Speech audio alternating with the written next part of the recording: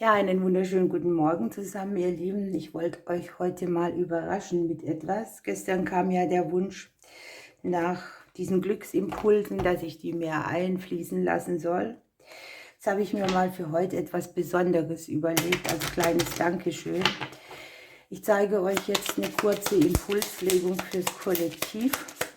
Die Zeitstempel mache ich euch unten rein und ihr könnt dann euren Tagesimpuls genauso angucken, wie ihr ihn jetzt hier seht. Hier ist es Kollektiv.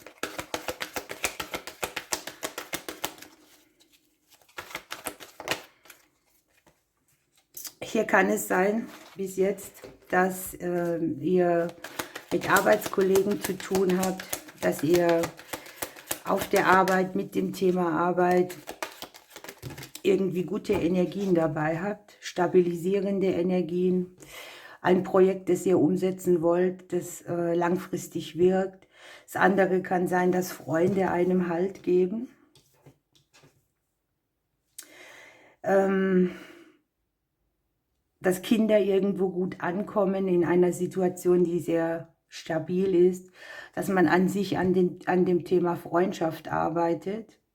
Und hier kommt die Nieswurz, ne? Die sagt, Wunder kommen unerwartet. Hier kann etwas in eine spezielle Richtung gehen, was man vorher nicht vermutet hat. Denn in der dunkelsten Zeit im Jahr öffnet die Nieswurz ihre Blüte und zeigt so an, dass es wieder heller ist, ne? Wird. Die Natur scheint hier ein wichtiger Impuls zu sein, sich zu erden, die Natur zu spüren, Energie zu tanken. Und hier habt ihr noch die Botschaft, sehe es nicht zu eng. Hier nimmt man vielleicht etwas sehr persönlich, das gar nicht so gemeint ist, und die Seele will uns sagen, bleib gelassen und fröhlich. Jetzt kommt der Glücksimpuls fürs Kollektiv. Schreibt natürlich auch drunter, ob ich das mal wieder machen soll.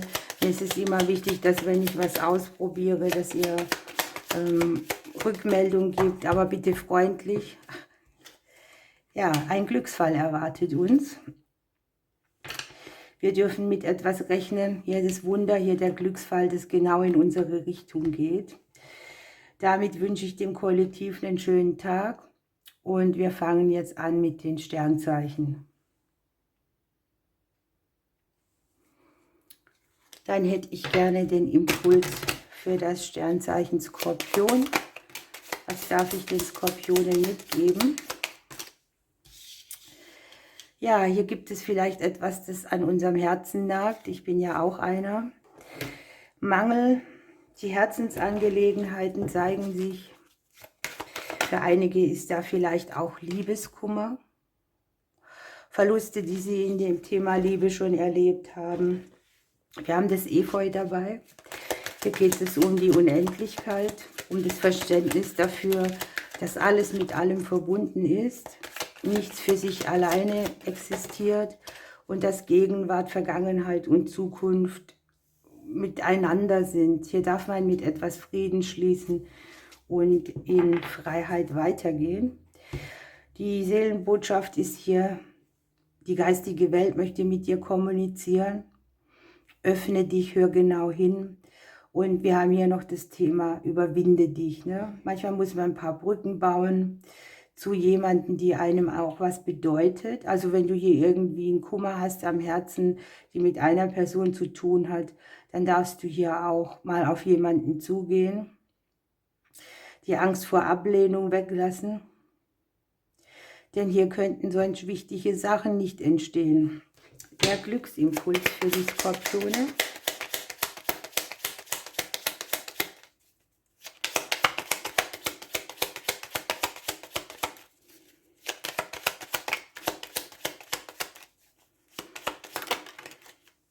Prioritäten setzen, sich an die erste Stelle stellen, ne? Seine eigenen Träume verwirklichen. Liebe Skorpione, ich drücke euch bis dann. Der Impuls für die Fische, was darf ich den Fischen sagen? Hier entstehen neue Wege, es gibt Chancen, Möglichkeiten, Optionen. möglicherweise auch Richtungswechsel. Ihr guckt hier vielleicht in einige Verstrickungen rein. Ihr habt ja auch eine Warnung. Hier kann man einen Weg verlassen, der nicht gerade ist. Und bei den Optionen, die hier sind, prüft eure Angebote ganz genau. Guckt genau hin, trau, schau wem. Sonst endet das Ganze vielleicht wieder in der gleichen Verstrickung, wie es schon mal war.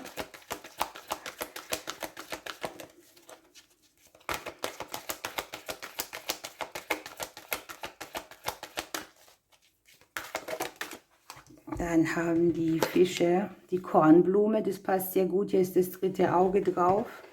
Hier darf man die Perspektive wechseln, die Dinge aus einer anderen Richtung sehen. Die Gedanken sind hier hell und klar und hier ist auch die Sehkraft mit drauf, ne? Also genau hingucken, zwischen den Zeilen hören.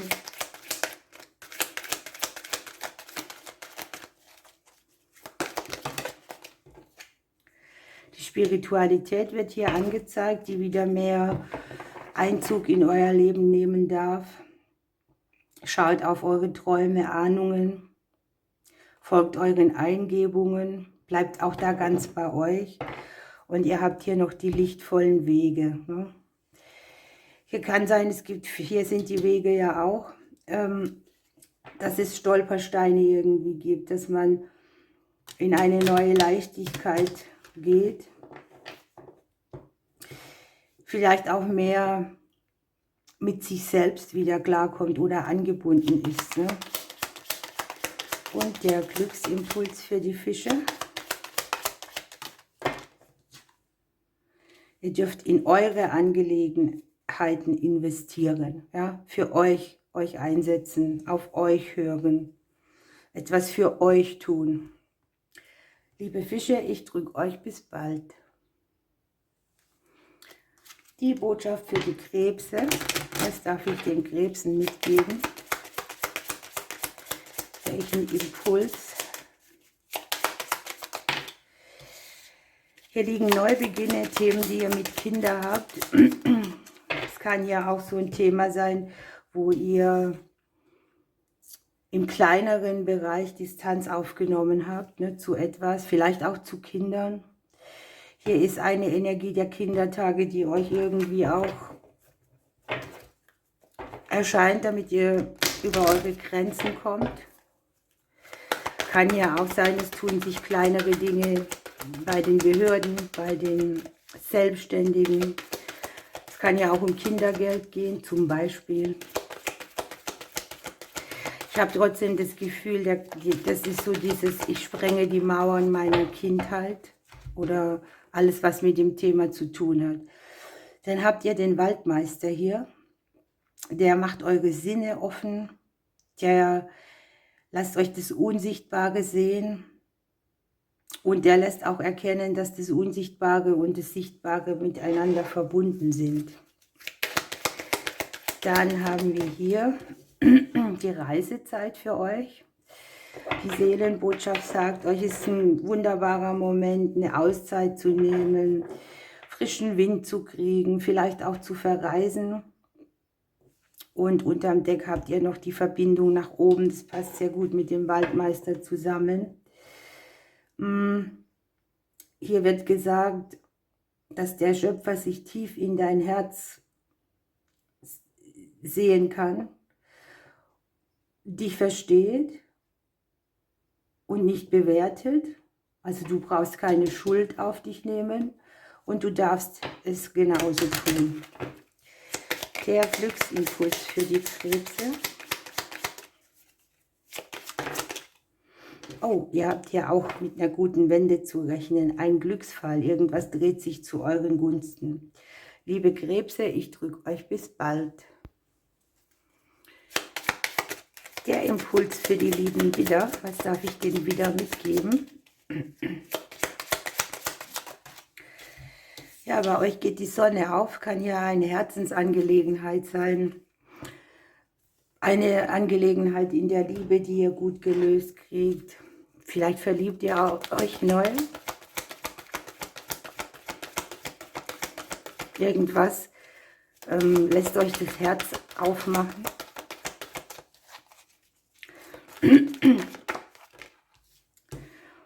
Ja, hier ist die Herzöffnung dabei und hier kommt die Eberesche mit öffne alle deine Sinne. Hier sind sehr viel mit der Sonne sowieso.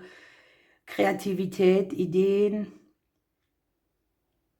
Inspiration auch, vielleicht bei einer Herzensangelegenheit oder bei einem Herzensprojekt.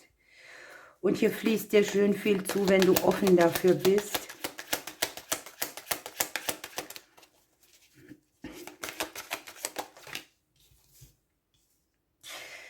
Ihr habt hier auf der Seelenbotschaft Harmonie in eurem Zuhause. Hier dürft ihr mal gucken, was möchtet ihr verschönern, wo möchtet ihr etwas umgestalten, wie wichtig ist euer Zuhause, ist immerhin euer Tempel auch, ne?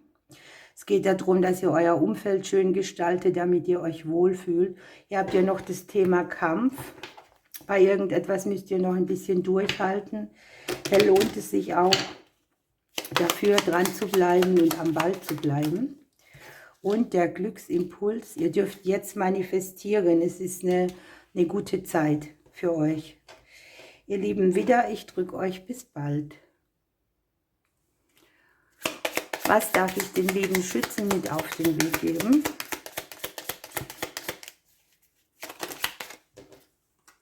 Wow, es ist das gleiche Pärchen rausgefallen wie beim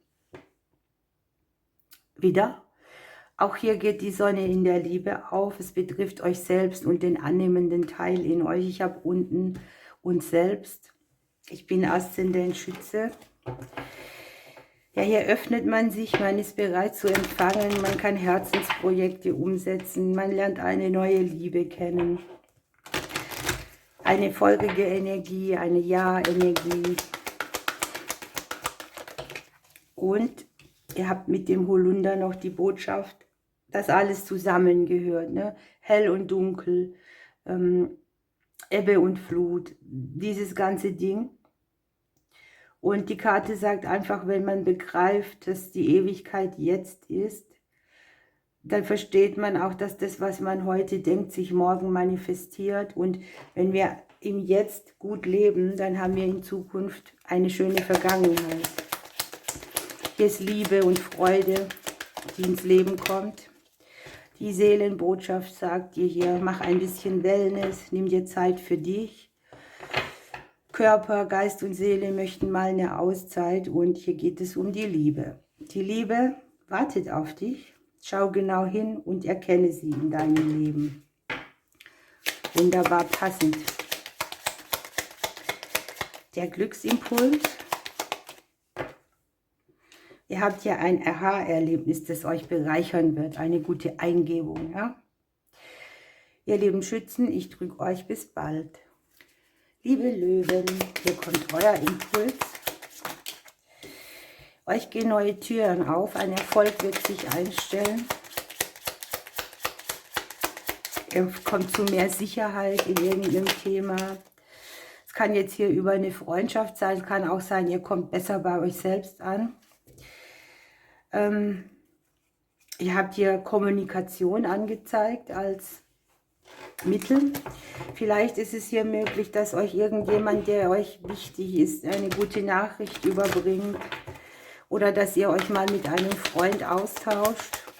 Aber ich sehe gute Gelegenheiten, auch im Bereich der Freundschaften, euch neue Türen zu öffnen. Ihr habt den Weißdorn dabei. Ihr seid vielleicht sehr viel im Kopf unterwegs und der Weißdorn sagt, lass mal dein Herz ein bisschen für dich denken, es weiß es. An sich wird deine Herzenskraft auf sanfte Weise gestärkt, dein Herz wird leichter und weiter und es kann Genesung geschehen auf allen Ebenen. Was sagt eure Seelenbotschaft? Der Rückzug. Manchmal liegt der Schritt nach vorn im Rückzug. Gehe in dich. Und die Verbindung nach oben ist für euch wichtig.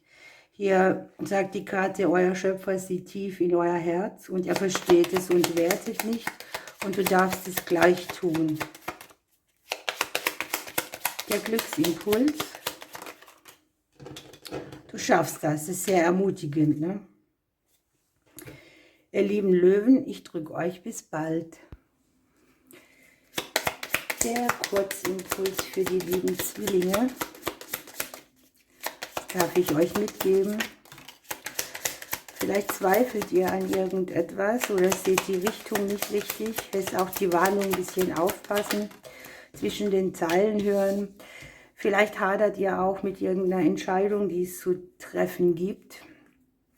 Klärt eure Wege.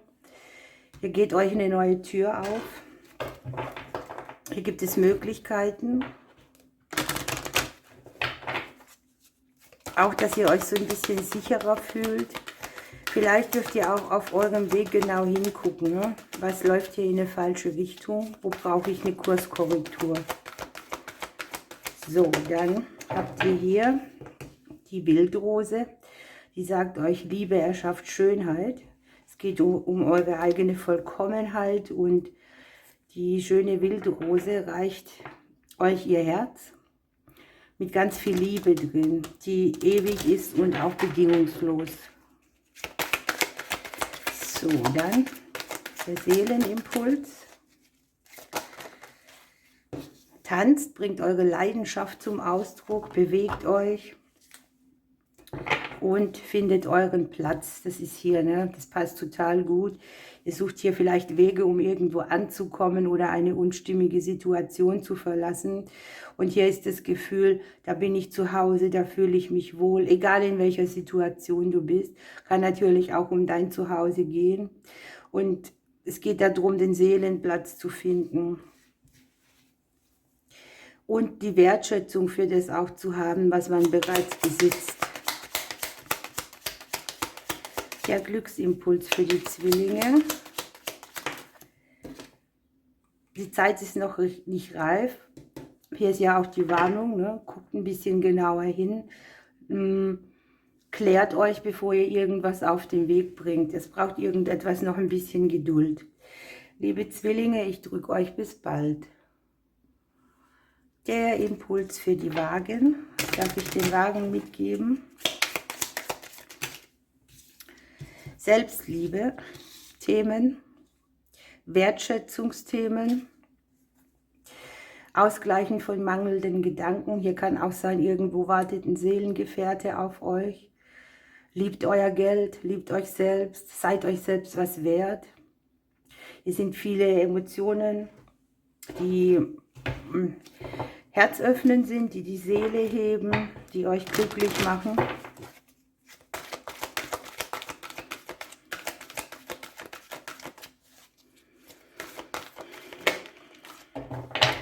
Hier kommt der Apfelbaum für die lieben Wagen. Der sagt euch, du bist versorgt heute und immer da mit allem, was du brauchst.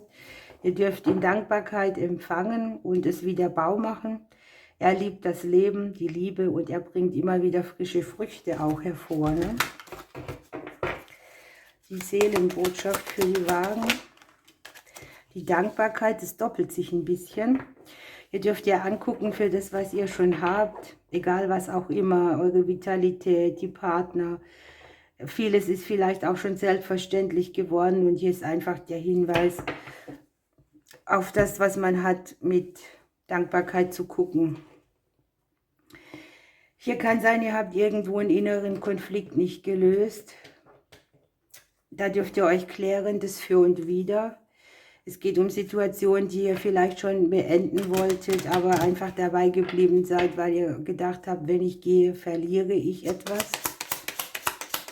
Denkt dann an den Apfelbaum, ne? Er geht durch die Jahreszeiten und immer wieder kriegt er Früchte. Und der Glücksimpuls ist hier eine finanzielle Erleichterung für euch. Super, ihr lieben Wagen. Ich drücke euch bis bald. Was darf ich den Wassermännern mitgeben? Die Botschaft für den Wassermann.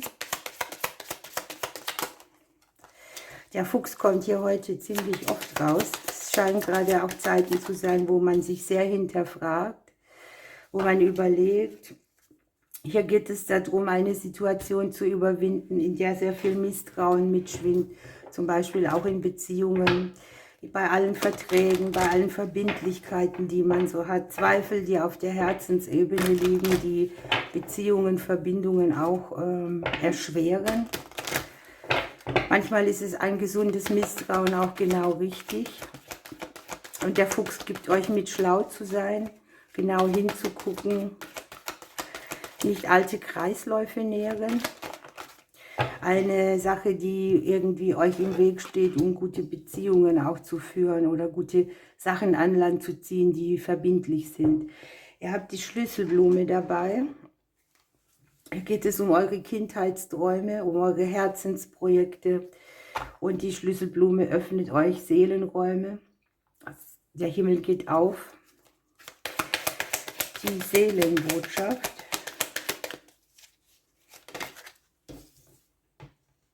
Die energetische Reinigung.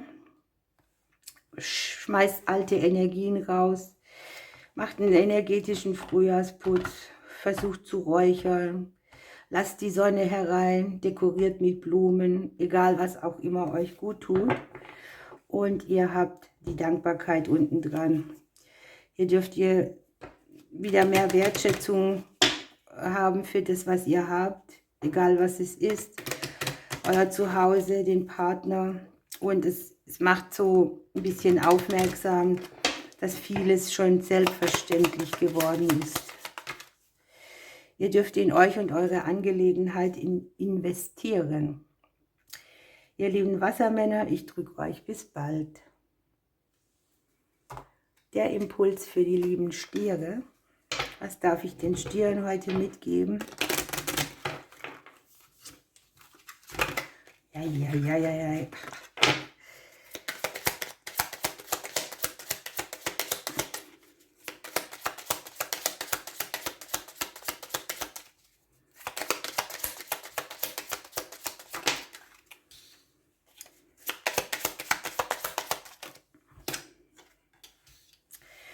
Hier können Familienthemen sein, die euch irgendwie triggern, plötzliche Veränderungen oder Erlebnisse im Familienleben.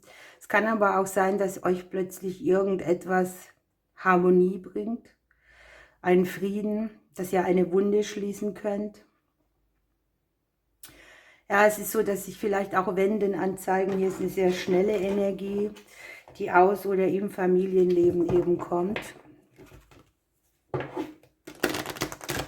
Momente überwinden der Verletzung, die vielleicht auch aus diesen Bereichen kommen. Mit etwas Frieden schließen, eine Wunde schließen, sowas alles, ne?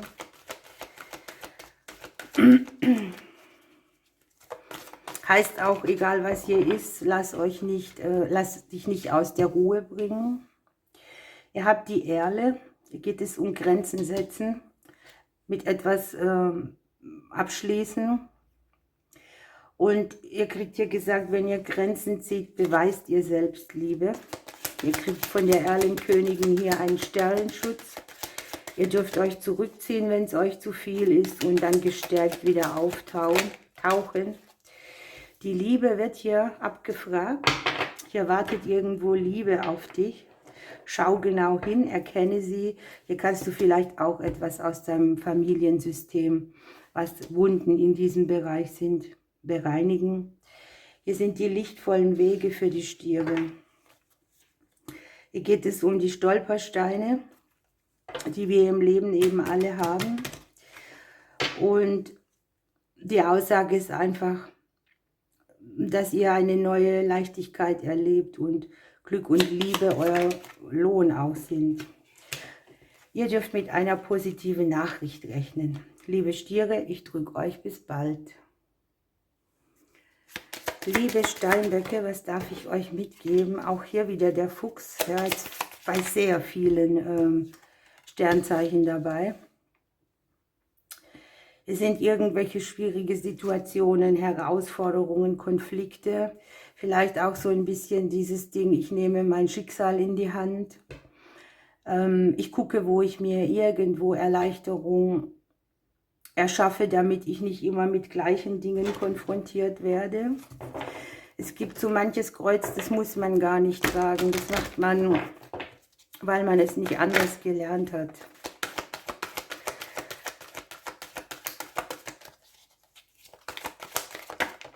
Ihr habt hier die Weide. Das passt sehr schön. Hier geht es um eure Ängste und eure Schmerzen. Und hier ist sehr viel Mitgefühl. Die Weide führt euch durch schwierige Zeiten. Sie ist biegsam, die Zweige, und die brechen hier nicht ab. Und sie lässt euch auch euer eigenes Licht wieder mehr sehen. Kann ja auch ein Thema sein, ne? Dass euch irgendjemand euer Strahlen wegnimmt.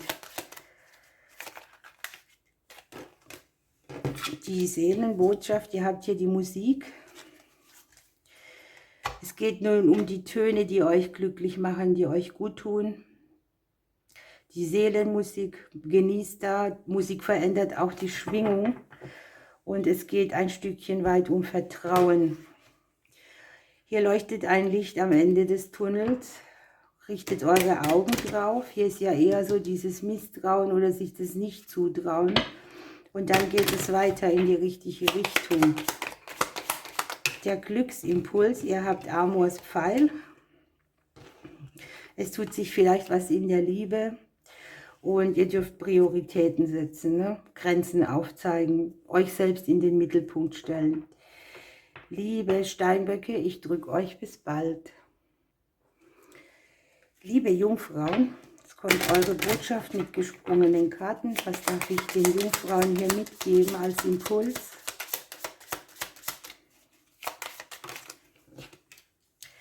Das Beziehungsleben, Verbindungen, Verbindlichkeiten, Verträge, Kreisläufe im Leben. Ja, irgendwo stresst euch da in diesem Bereich vielleicht auch etwas. Ich habe ein bisschen, dass es an Schattenthemen in diesem Bereich dran geht oder da, wo ihr so mit schwankender, wankender Energie dran geht. Emotionen, die aus diesem Bereich kommen. Hier könnt ihr einen Schatten integrieren oder hinter euch lassen. Eine Emotion bearbeiten, die mit dem Thema Liebesblues irgendwie zu tun hat. Oder auch Verbindungen, die nicht so sind. Sachen, wo man euch reingeredet hat oder wo andere immer meinen, sie wissen alles besser. Sowas kann hier dahinter stecken. Ihr dürft wieder mehr die Natur hören.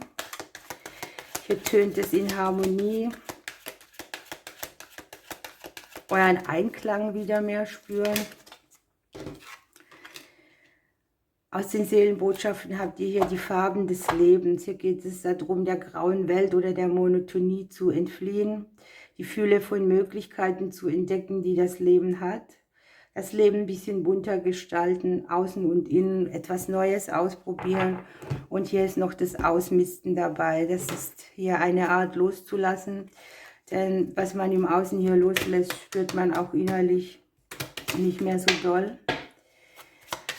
Geht mit offenen Augen durch eure Räume, durch euer Zuhause, verabschiedet euch von Dingen, die ihr nicht mehr braucht. Und ihr habt hier Amors Pfeil. Irgendwas tut sich in Herzensangelegenheiten.